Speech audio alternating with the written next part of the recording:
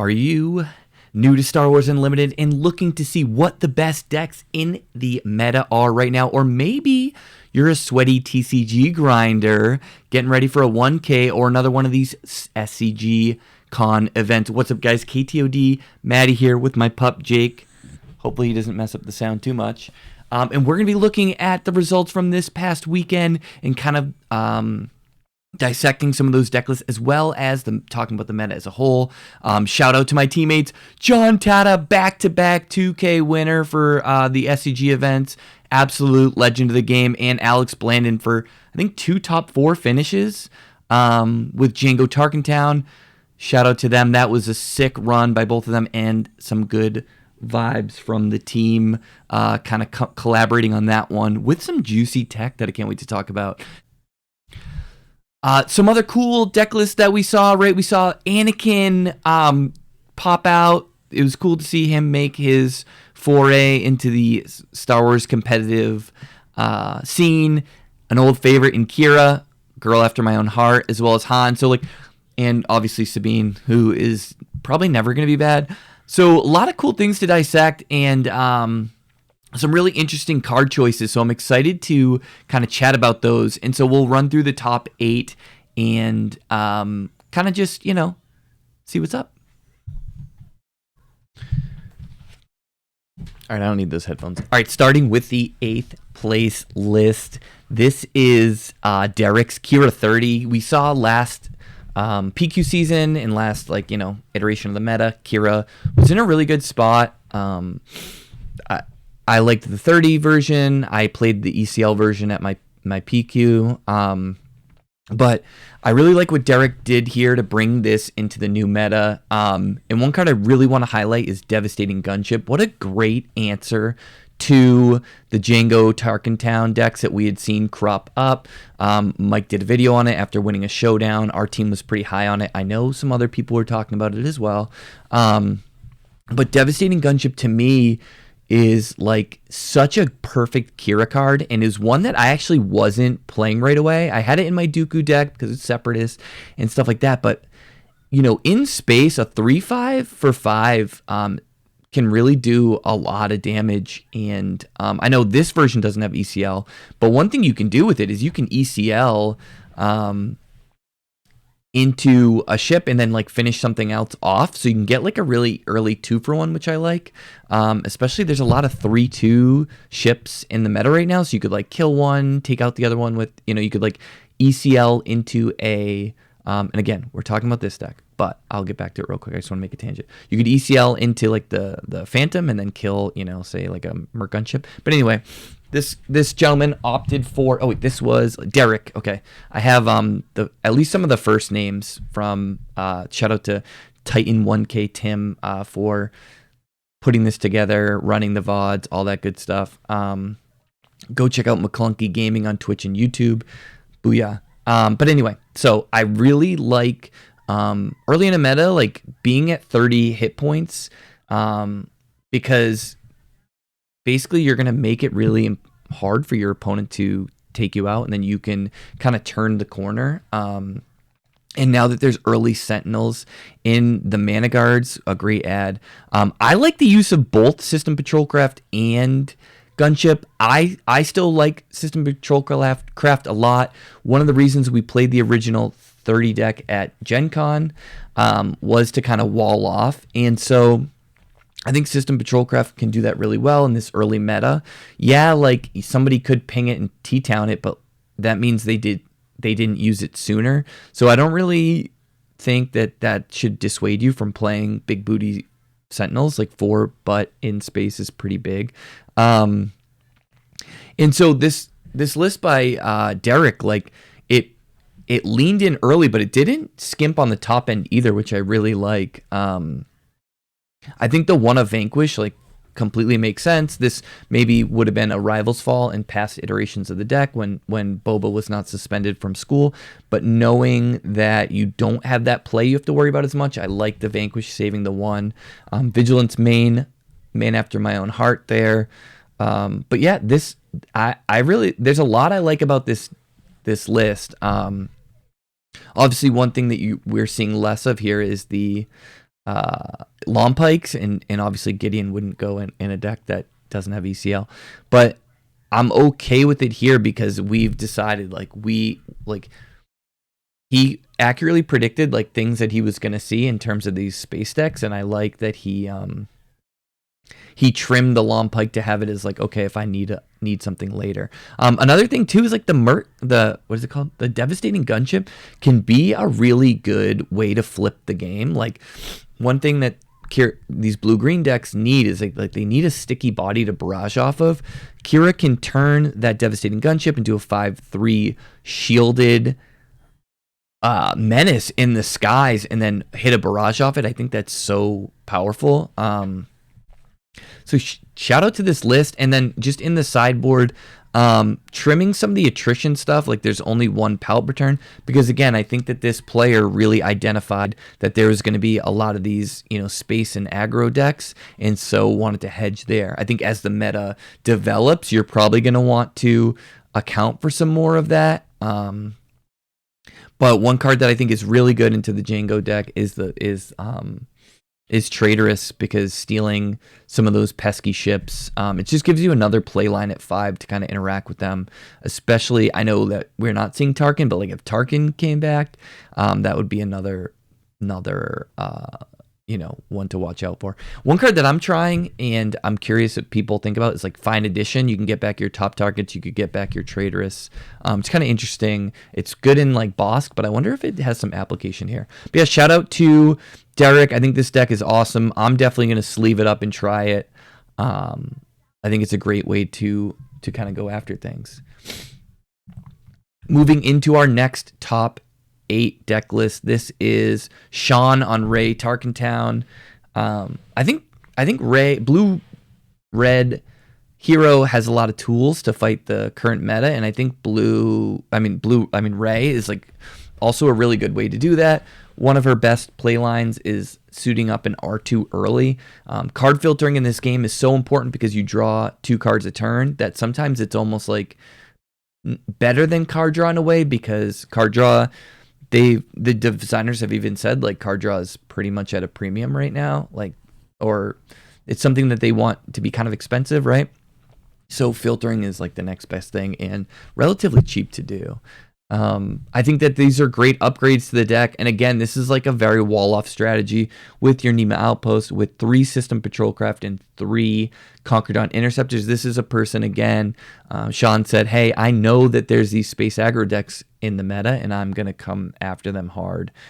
The Corvette's pretty interesting, a Saboteur in space that hits pretty hard, and then kind of pairs with some of that discard effect. It looks like K2 got the boot to the sideboard to kind of run some more of these space and sentinel units and just really identifying post board when you run into something like that Qi'ra or something a little more mid-range, you're going to go into that plan. So I like that this deck has a lens for game 1. It's walling off. It's upgrading some of your guys, maybe getting on an early lightsaber, and then post board, it has this discard plan that can really be punishing. I like the one of Mace. I think Mace, like a lot of times these mid-range decks need to find a way to turn the corner, and maybe you can't get all the way to Crate Dragon. Maybe you have to use it to force throw something big and get it out of the way. But when you can flip that switch of controlling to then being the aggro, that's really important. So I like Mace in that iteration. I think that's another reason why the Corvette is pretty good. So some good updates to the deck, taking account into this meta.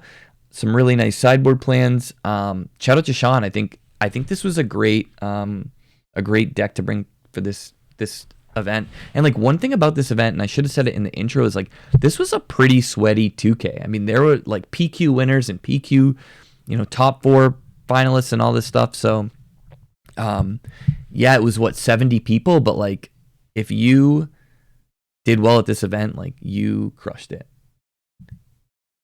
Okay, another blue-red hero deck. This is by Ian Klein. All right, this deck is by Ian Klein. Pretty spicy blue-red Anakin. Mike and I have decks in our in our Discord about this. But man, I really like some of the stuff I'm seeing out of Ian's build. I think Daring Raid is at a really good spot right now with all the 3-2s in the meta. Bravado is pretty hot way to kind of end the game out of nowhere. And Anakin's like a really cool leader, and I'm pumped to see somebody do well with it, because I think that Anakin, and Mike just did a video on Anakin, so go to our main page. Anakin makes games really hard at the end, and one of the ways that I'm seeing a lot of good players kind of finish things off is these like tricky board states. And so your opponent can accidentally get you to the wrong life total where they can't finish you off, and if you're able to just kill them, and then that is exacerbated by Bravado, you could swing in to something pretty, low, but get the overflow from Anakin, overwhelm, and then Bravado and like attack it again, or just, if you have the resources, just double dip there. Queel is a great, it's kind of like, your R2 for this deck.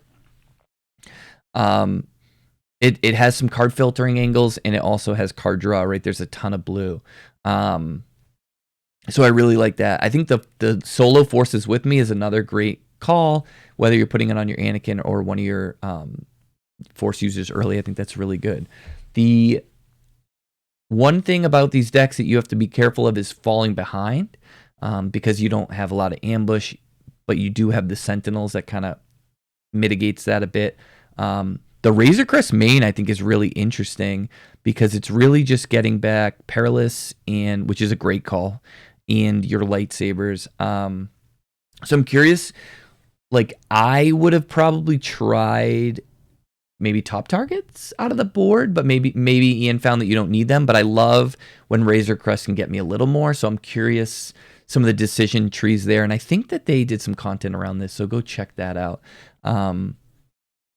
But yeah, I think this is a solid list. I like what he's put out there. There's a lot to love about this list. I think Blue-Red is in a good spot, and I think Anakin is a really powerful leader, and can pressure potentially even more than Rey. So it's cool to see the difference between them. Like, Rey is going to restore and kind of build you back up and use kind of your dinkers early. They're always kind of live. Whereas Anakin is really like the big, fist on the table, kind of akin to, Vader in set 1 of like, I got my guy, what are you going to do about it? And I like the lean in with Bravado. So cool list by Ian. All right, next up we have is Sabine ECL. Like I said earlier, a deck that's probably never going to leave the meta, just because of the strength of the leader and the strength of some of these synergies. I think Rebel synergy, as we're kind of coming to find out, probably one of, if not the strongest synergy in the game. There's Force and Underworld. There's some ones that can fight it. I think we might have thought Republic could do the same thing, but man, nope. Rebel is here to stay. Rebel Assault, Fleet, Lieutenant, and Wing Leader are still absolutely busted. Pairing them with General Dodonna in this deck, I like that. In a lot of ways, I think that, when playing against some of these tempo-based decks, we find Sabine try to be the control here. So suiting up your ships to be a trade favorably, one would say value trade, I think is really important. And then I think the R2 is a good add. I talked about how important card filtering is before. In addition, you can suit that up because it is a Rebel. So pretty standard stuff. I like Timely right now. I think, some people are running it, some people are not. I still think that card gives you so much more value because you can ECL early and still have Timely available to you. Or you just can chain big ambush, wreckers and pose at the end of the game, which is pretty busted. Bright Opes in the sideboard, I think that is completely reasonable. I might even try them out main just based off how prevalent the Jango Tarktown deck is, but pretty standard. Brain Invaders is interesting. Obviously it turns off Jango, and that's good, but it also turns off Sabine, so it kind of weakens your leader a little bit. I saw it come out, I think, in the top 8 match against Tatta, and it was like kind of wishy-washy. So I like that Quinn tried that out. I just wonder if there's a better way to attack the space. But yeah, solid finish from Quinn. Not much to say about Sabine. I think it's the deck everyone kind of knows in and out, because if you're not playing it, you're play testing against it to make sure, stress test your deck. So shout out to Quinn. Great finish. Solid deck. Sabine is going to be here to stay for a long time. All right, next up we have Filip going after Mono Han Solo. I think this deck is in a great spot. It was great at the end of the last meta. I think it got some new tools. I did a video on it on, I think, this channel. And I know our teammate Alex Blandin was a big pioneer of this deck, along with Ian, who's in the top 8 Anakin boy. So, yeah, I love this update by Filip.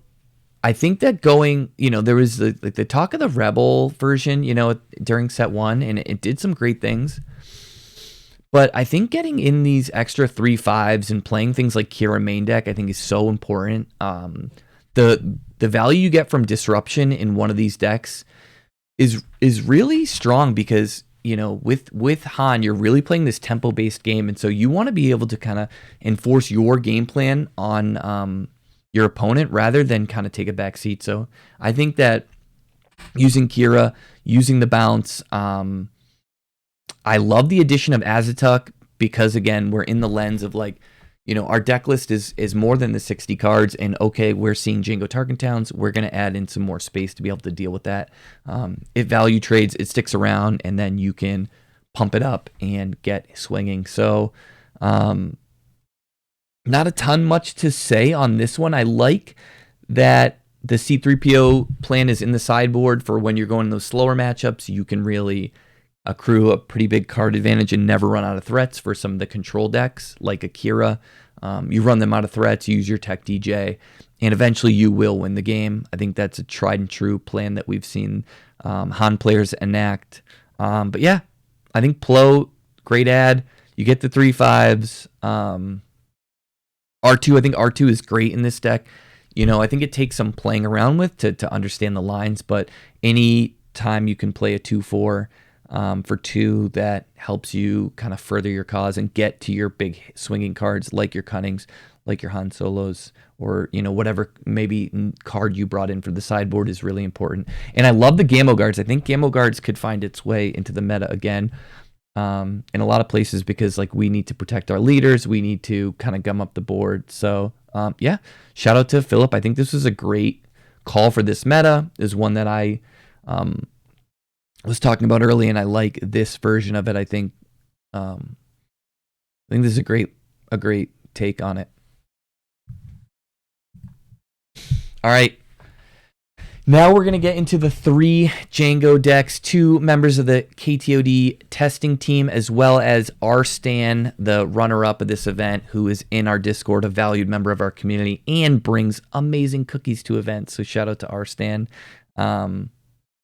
Yeah, man. Okay, so Jango Tarktown. I'm going to be the first to throw my hand up and say, man, I underestimated Jango here, and I love the 3 takes that we have on it. I'm just going to kind of scroll through the decks real quick to see some of the differences, because there are a few.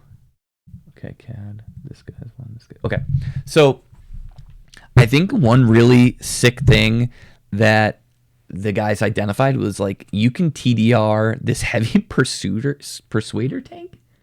It is persuasive. Exploiting that out early with TDR, or getting it out early and you can use exploit 2 with it, is kind of insane. You get an extra ping in the deck and it hits like a truck. I think that was sick. And then one card that I heard people talk about, but I did this thing, and I'm gonna put my hand up here again. I did the thing of I thought it was slow, didn't test it, and man, I should have. Is Vambrant's Flamethrower. Alex was telling us in chat how busted it was all weekend, so I expect that number to go up. But one of the things I want to say about Jango is it is not an easy deck to play. And what we saw three very strong players who put the time in with the deck and know this card game, really excel with it. These tempo-based decks are not easy. There's a lot of math. There's a lot of understanding your role in the game. And so it's no surprise that we saw three exceptional players kind of run the quote-unquote top three of this event. I'm sure that you've all heard plenty about this deck, so I'm not going to run you through every single card, but I like the cat out of the sideboard. I think that capture mechanic is so important in the mirror match, and I think that these guys identified like, oh, there's something to this deck. Mike talked about it and did a video on it and did well. The rumbling, the Murburns became rumbling, so they really keyed in on what they want to be doing in the meta for this deck, and that's why we saw our Stan kind of main the CAD, and I think that's another way to win races well. He had swoop down. I know Justin's been a real big proponent of this one, and I think being able to value trade or use one resource to kind of like make a play on the board to kind of stay ahead is really smart, especially when space units kind of get outscaled a bit by the ground. So this lets you use something that was relatively cheap and go ahead and kind of close people out. I'm noticing less Merc gun chips. Just the fact that your opponent can take them can kind of mess with you and like present some kind of weird 2-for-1 that you don't want to opt into. But other than that, I mean, cheating out Ruthless Raider, playing a bauble like Lurking Typhanum that can't be targeted. This all makes a lot of sense, and I love that these guys kind of made each of them their own. Like whenever I'm presenting deck lists to people, one thing I always say is like make it your own. Like here we have three completely, we have the same core, but like people had different flex cards and what they wanted to accomplish.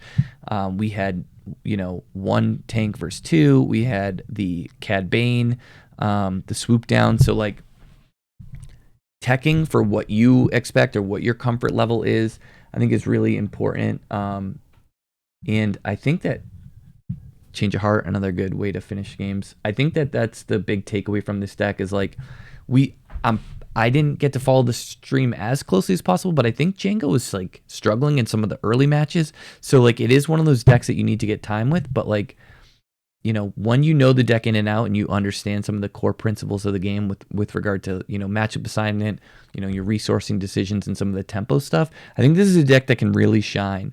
And I think this was the perfect time to play it because as the meta develops, people are going to have this, in their sights. And so just like when people stress test against Sabine, this is going to be added to the list. So if you're going to pick up this deck, just identify that like people are going to it's more of a known quantity now, and so there's going to be things that you're going to have to adapt to. And so I like that there's things like Bazine in there to kind of disrupt your opponent when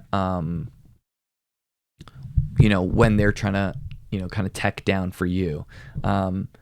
So again, shout out to John Tatta, the 2-time 2 in a row SCG 2K winner. That's absolutely insane. This guy is cracked. Our Stan has been pretty much in our community from the beginning and just a really good guy. So I was freaking awesome to see him do so well.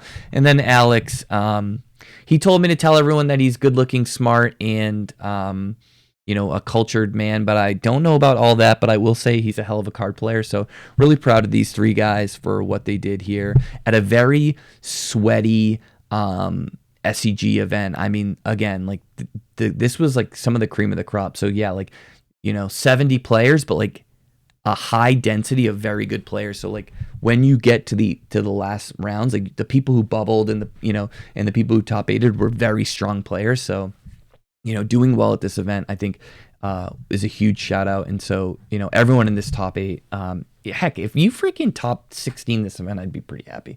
But yeah, shout out to them. I think this was great. All right, so that was the top 8 from the recent SCG Baltimore 2K. I think that we saw, a lot of cool things. We saw the rise of this very powerful, potent space tempo deck. I think we saw some cool ways to attack that with the Rey, with the Qi'ra, and with the Anakin blue. I think that as the meta develops, we're going to see people really try to take what's it called?